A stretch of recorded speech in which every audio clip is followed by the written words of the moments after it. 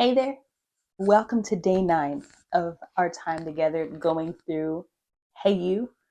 This is a book that I wrote and it is set up like a devotional style, but it is not a devotional.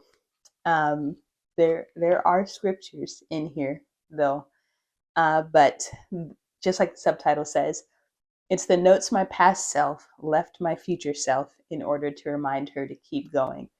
So we are in the midst of taking 31 days to just go through the book and expound on it, saying the things that I couldn't fit all in here. And what this affords us, affords me actually, is the opportunity to have a dialogue about what's in here.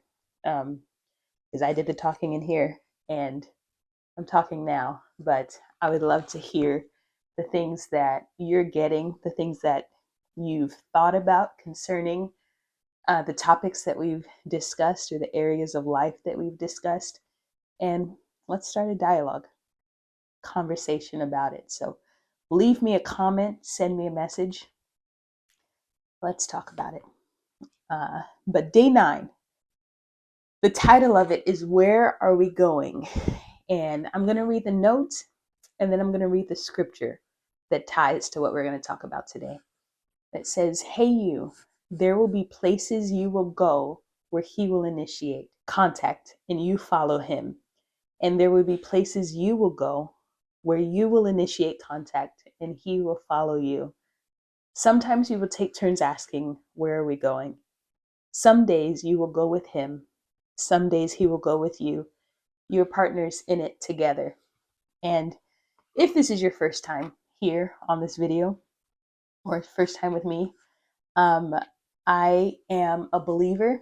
I have a master's degree in mental health and wellness. I'm a board certified life coach, board certified mental health coach, and I engaged in those things and a few other things uh, academic wise because I believe that as a believer, there's more that we have access to, that sometimes when we're struggling in different areas or trying to navigate relationships and trying to navigate the realities of looking at what our present circumstances are and what we thought they would be at this point in our lives or at this time, and not just pushing disappointment to the side, but actually taking a look at it.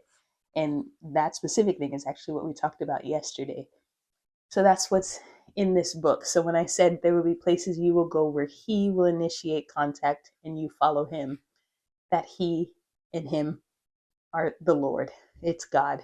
And so for all that I've learned with mental health and um, those areas, I still have to always come back to knowing that who a person is cannot be well disconnected from God. So when we're navigating mental health, when we're navigating how we might be feeling or how we face things, we can't separate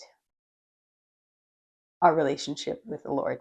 And so I'm going to read it again with that context. Hey, you, there will be places you will go where he will initiate contact and you follow him. And there will be places you will go where you will initiate contact and he will follow you. Sometimes you will take turns asking, Where are we going? Some days you will go with him. Some days he will go with you. You are partners in it together. So the scripture for today is John chapter 2, verses 3 through 5. It says, The wine supply ran out during the festivities. So Jesus' mother told him, They have no more wine. Dear woman, that's not our problem. Jesus replied, My time has not yet come. But his mother told the servants, Do whatever he tells you. And in this note, it's just the idea that, we have this understanding as believers that we are to follow God. We're to follow the Lord, follow his voice, and that's important. Don't ever stop doing that. But there's also this element where when we are in relationship with him, and the more we grow in relationship with him and we take on his heart, take on understanding like what his desire is for the world and for people, people that we're connected to, and just people in general, that there are things that we will initiate because we understand what he wants. And he doesn't necessarily have to say, go do this or go do that. But because we are connected to him, because we're connected to his heart and to like what he wants to see, we initiate contact and we initiate um, things that require him to respond, require him to move. So, like in the scripture that we read with Mary, Jesus' mom, that was from the first recorded miracle that Jesus did, which was turning water into wine. And Jesus, we read it. His mom had come to him and said, "Hey, Jesus, they don't have any more wine." And Jesus was like, "That's not our problem. My time's not yet come." And he knew what his mom was asking of him. That's why he said, "My time's not yet come." But Mary, she went ahead and talked to the gentlemen who were taking care of the wine situation and told them to do whatever the Lord, do whatever Jesus told them to do. And it happened. Like we read about it because Jesus did turn water into wine that day.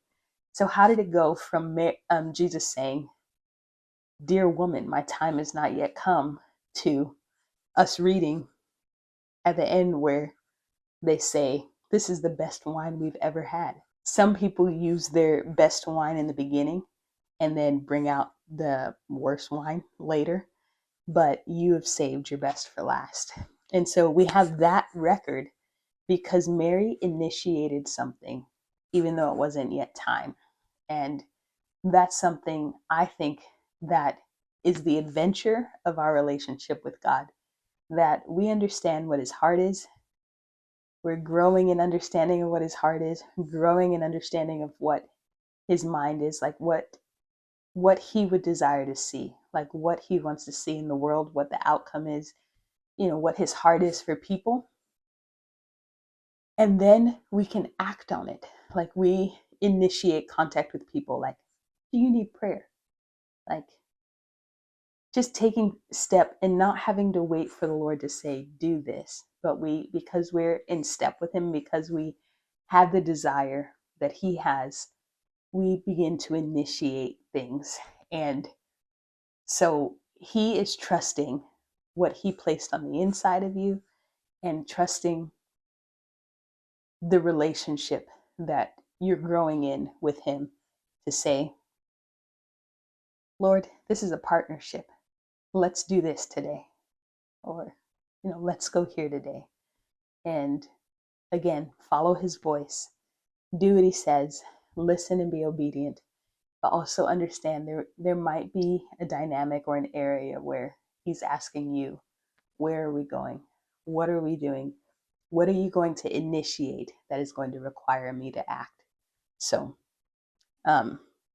just at these two sentences, it says, "So today, keep asking him where to go, but also take a step that pulls on him, requiring him to act." And I'm going to make that challenge for you today. Keep asking him where to go, but also take a step that pulls on him, requiring him to act.